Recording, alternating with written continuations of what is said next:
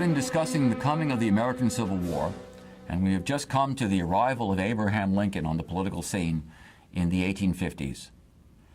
Lincoln emerged as a political force as the country became even more divided, this time over a Supreme Court case, Dred Scott versus Sandford. In the 1830s, Dred Scott, a slave, had gone with his owner to several states where slavery was illegal. When they returned to Missouri, Scott went to court and asked for his freedom. He had lived in 2 free states, and this made him free, he argued.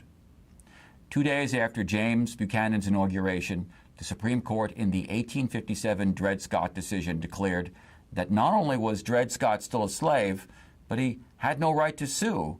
Blacks had no rights that whites were bound to respect, the Supreme Court said. And not only that, but Congress could not, under the Constitution, bar slavery from any place in the USA, territory, state, whatever. So the fact that Scott had gone to some silly old free states was irrelevant. There were no free states. Slavery could go anywhere, the Supreme Court declared. The Missouri Compromise was dead. The Kansas-Nebraska Act was dead. Northern Republican politicians angrily declared that the Supreme Court was now in the hands of the slave power, as they called it. Going back to the 1820s, the Missouri Compromise had polarized the country.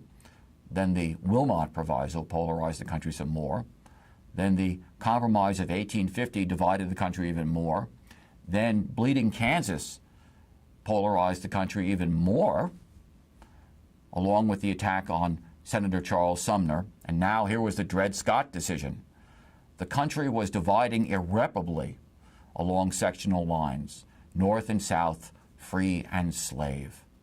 It was in this context that Abraham Lincoln made his presence in politics known. Lincoln was born on a farm in Kentucky. He grew up in Indiana. He transitioned to adulthood in Illinois. Lincoln did not impress anyone as a ball of fire for most of his life. He worked as a lawyer. He served in the Illinois state legislature for some years, and then in Congress for a few more.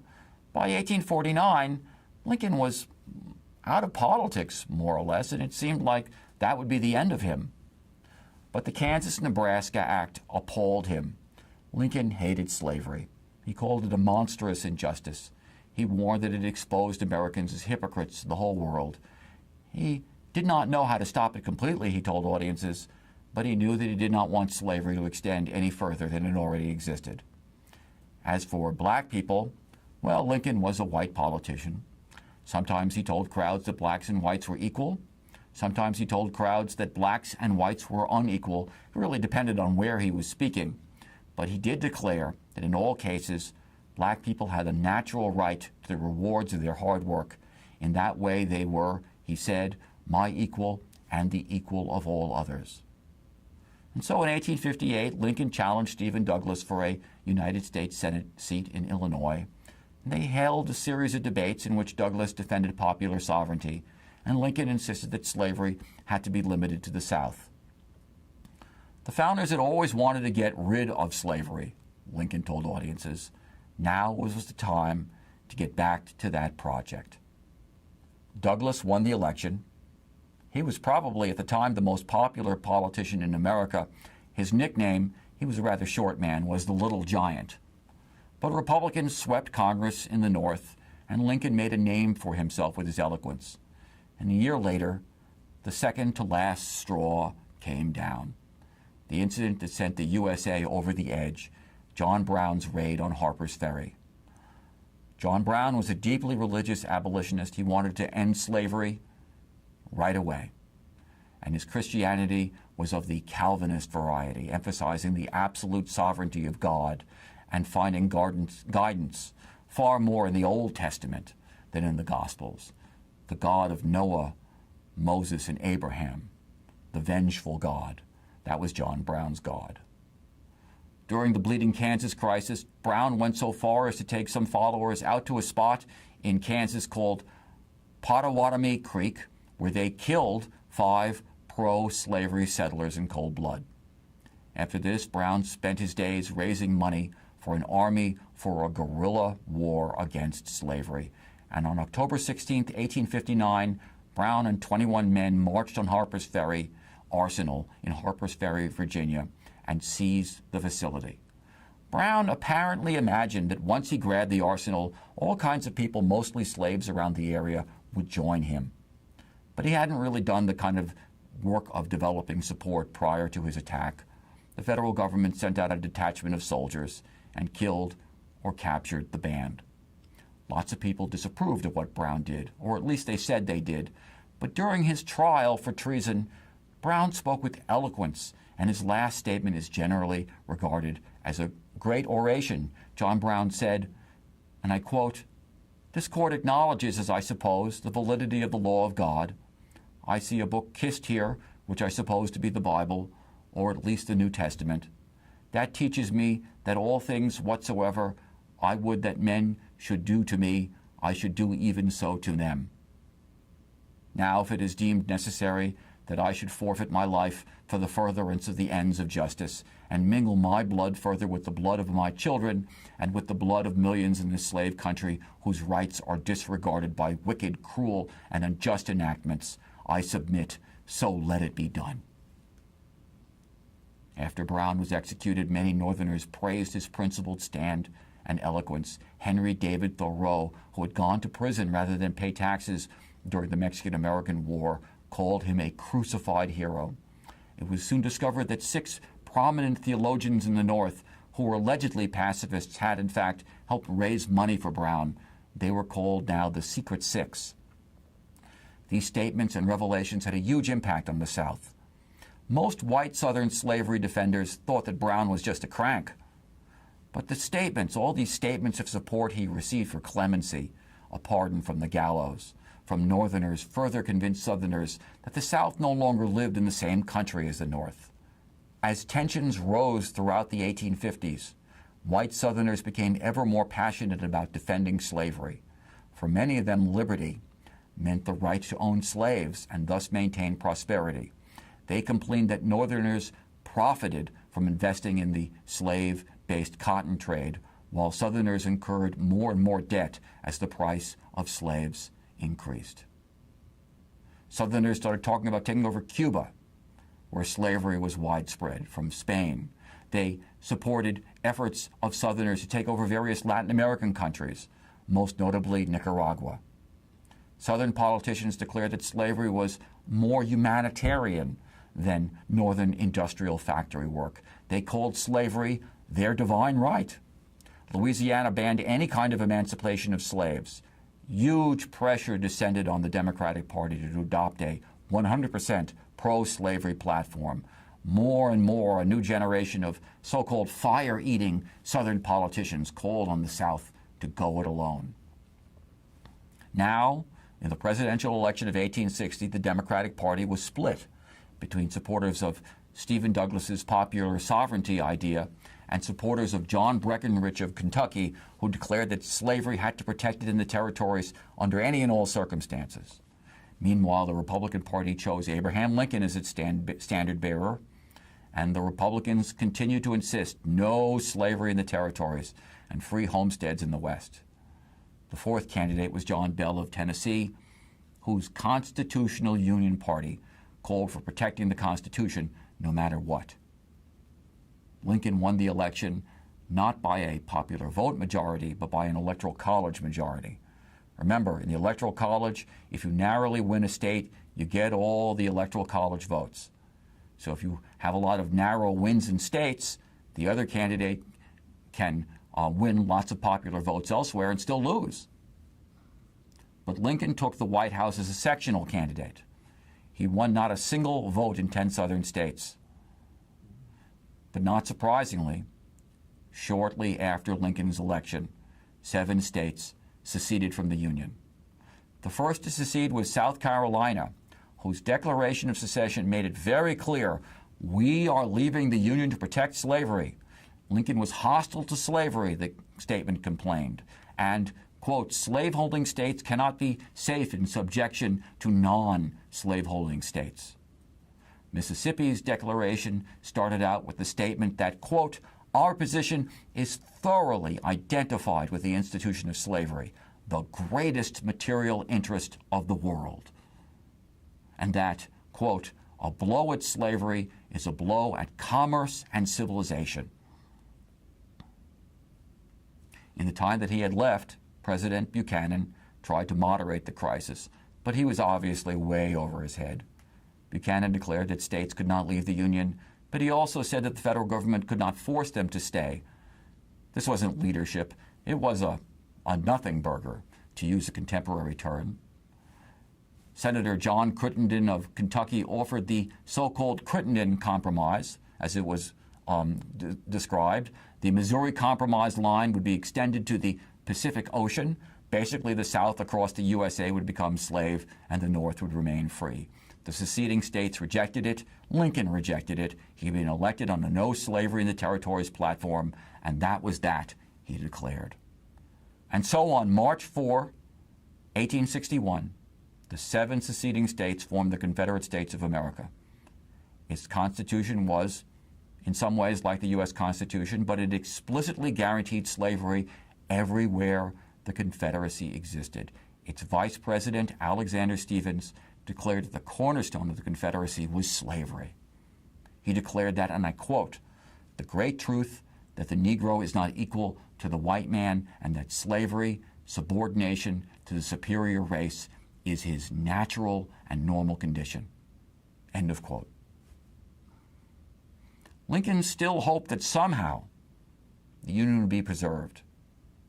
The Union would be kept alive, that things would calm down, and he would talk to the South and make things right.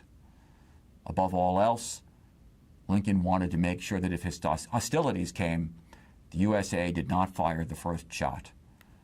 Around April 10, 1861, one of the federal government's forts, Fort Sumter, guarding Charleston, South Carolina, started running out of food. Lincoln wrote to South Carolina's governor and said that the new supplies were on the way.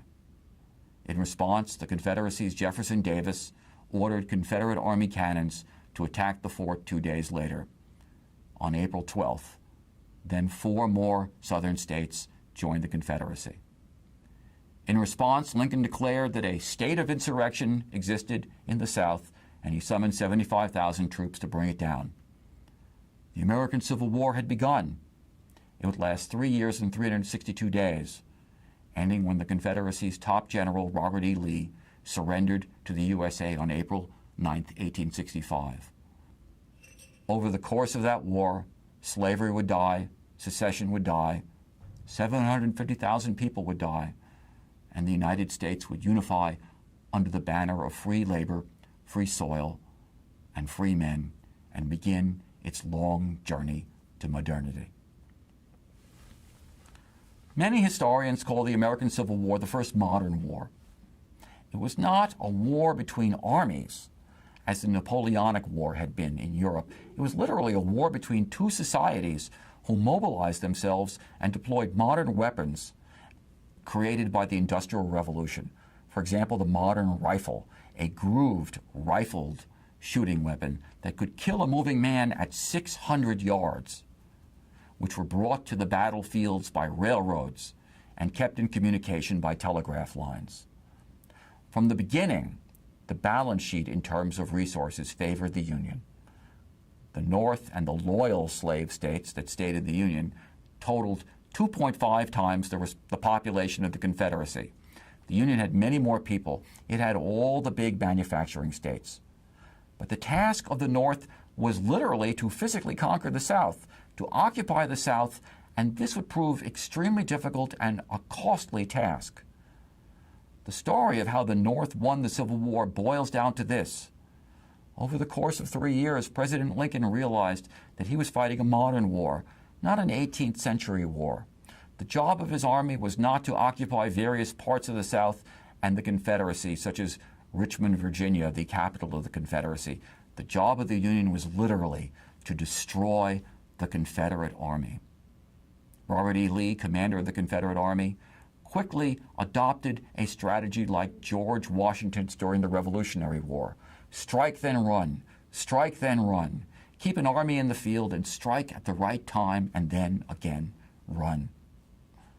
By 1863, Lincoln realized there was only one way to prevail over this strategy: physically destroy the Confederate Army, literally kill and maim most of its troops and force the rest to desert, and disembowel the South's infrastructure so that its various parts could not communicate with each other.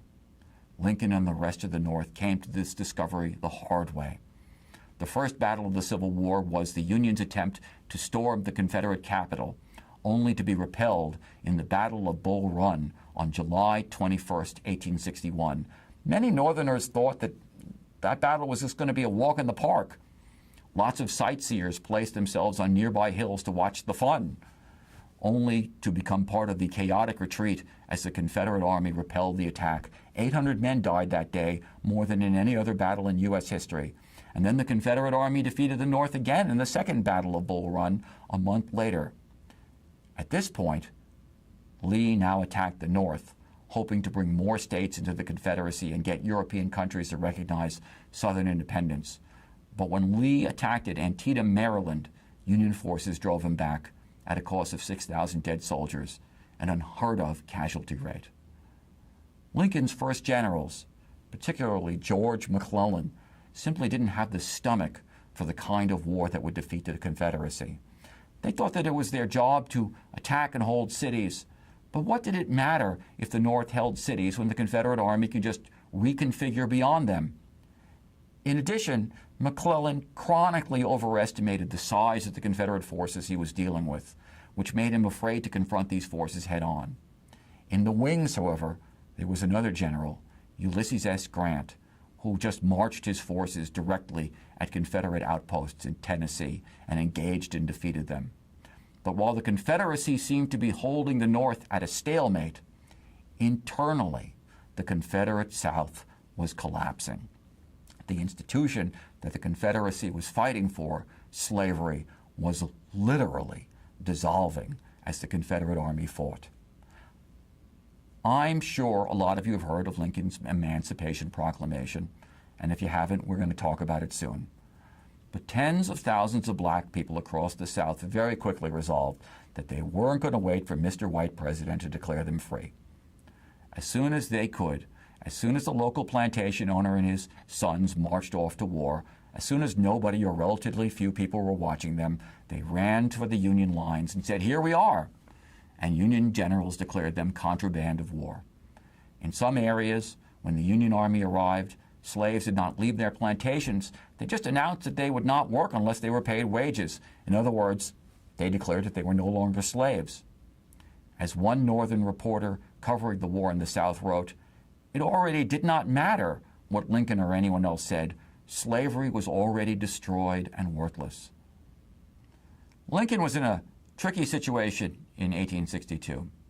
In Congress, members of the Republican Party called the Radical Republicans were calling on him to just get it over with and abolish slavery. Frederick Douglass led the call. This must become a war not just to restore the Union, but to destroy slavery once and for all. But the Union at this point consisted of 5 loyal border states. They were part of the Union, states that bordered the Confederate South that still allowed slavery: Missouri, Kentucky, West Virginia, Maryland, and Delaware. And he feared that if he outlawed slavery, they would jump ship and leave the Union. Lincoln was all over the place in his head in 1862. When one of his generals issued a proclamation freeing some slaves in an area of Missouri, he worried that it would upset the border state government, so he rescinded it. And he kept talking about black people leaving America and going elsewhere. This was called colonization, which was never going to happen. Ultimately, Lincoln understood that this was his chance to formally repudiate slavery, and he had to figure out how to take it. It was now or never. So he decided to take the first step. On September 22nd, 1862, following the Battle of Antietam, he issued a preliminary Emancipation Proclamation. It declared that the South had to surrender by the end of 1862, or he would call for the total abolition of slavery. To Lincoln's dismay, the reaction in much of the North was negative. About a month later, elections took place across the country in November. The Republicans lost many seats in state legislatures. Hysterical newspapers warned that the North was about to become Africanized. That was a quote, Africanized. But by this point, Lincoln was convinced that emancipation was a political and military and moral necessity. He struggled to get the country to see the bigger picture in his annual message to Congress in December 1862. It's one of my favorite Lincoln speeches. Fellow citizens, Lincoln said, we cannot escape history. We of this Congress and this administration will be remembered in spite of ourselves. No personal significance or insignificance can spare one or another of us. The fiery trial through which we pass will light us down in honor or dishonor to the latest generation. We say we are for the Union. The world will not forget that we say this. We know how to save the Union. The world knows we do know how to save it. We here hold the power and bear the responsibility. In giving freedom to the slave, we assure freedom to the free, honorable alike in what we give and what we preserve. We shall nobly save or meanly lose the last best hope on earth. Other means may succeed, this could not fail. The way is plain, peaceful, generous, just, a way which if followed, the world will forever applaud and God must forever bless. After that, everyone took a break for the holidays, and when they came back, Lincoln issued the Emancipation Proclamation on January 1st, 1863. Cynics always say the same thing about the Emancipation Proclamation. It declared that all slaves in the rebellious states henceforward shall be free. So it did not free slaves in the border states that were still loyal to the Union, or even to areas of the Confederacy occupied by Union soldiers. But it changed the purpose of the war. The war now became a war not just to save the Union, but to destroy slavery, to transform the South, to fundamentally reconstruct its very way of life. Watching this drama was a young journalist named Karl Marx. This, he observed, was now not just a constitutional waging of war, but a revolutionary waging of war.